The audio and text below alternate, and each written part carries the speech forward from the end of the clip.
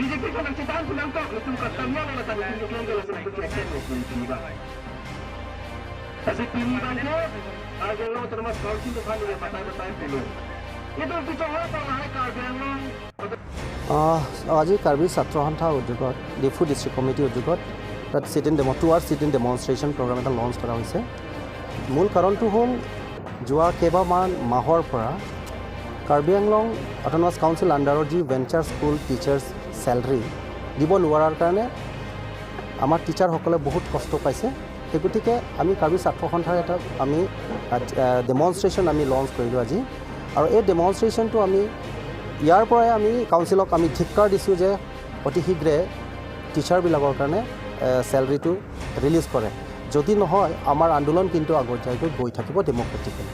চাওক, এতিয়া কাৰ্বি আংলং অট'নমাছ কাউন্সিলে কৈ থাকে কোৱালিটি এডুকেশ্যন বিষয় লৈ। বিভিন্ন স্কুলত Karbi Anglong autonomous council EMA visit কৰি থাকে কোৱালিটি এডুকেশ্যনৰ কাৰণে, কিন্তু কোৱালিটি এডুকেশ্যন নামটো লৈ পেলাই গান গাই পেলাই যে টিচাৰসকলক যে দৰমহা দিব নোৱাৰাটো এইটো কোনটো এংগুলৰ কোৱালিটি এডুকেশ্যন হ'ব আপোনালোকে চিন্তা কৰক। গতিকে আজি আমি ইয়াৰ পৰা ধিক্কাৰ দিছোঁ Karbi Anglong autonomous council CM Tuliram ৰংহাংদেৱক আৰু তেখেতৰ যি কালিগছবিলাক সোনকালে কাৰ্বি আংলং অট'নমাছ কাউন্সিল আণ্ডাৰৰ যি ভেঞ্চাৰ স্কুল টিচাৰবিলাকক দৰমহাটো মোকলাই দিয়ে, সেইটো আমাৰ দাবী, মূল দাবী। এই মূল দাবীটোহে আজি আমাৰ এই চিট ইন ডেমনষ্ট্ৰেশ্যন প্ৰগ্ৰামটো লঞ্চ কৰা হৈছে।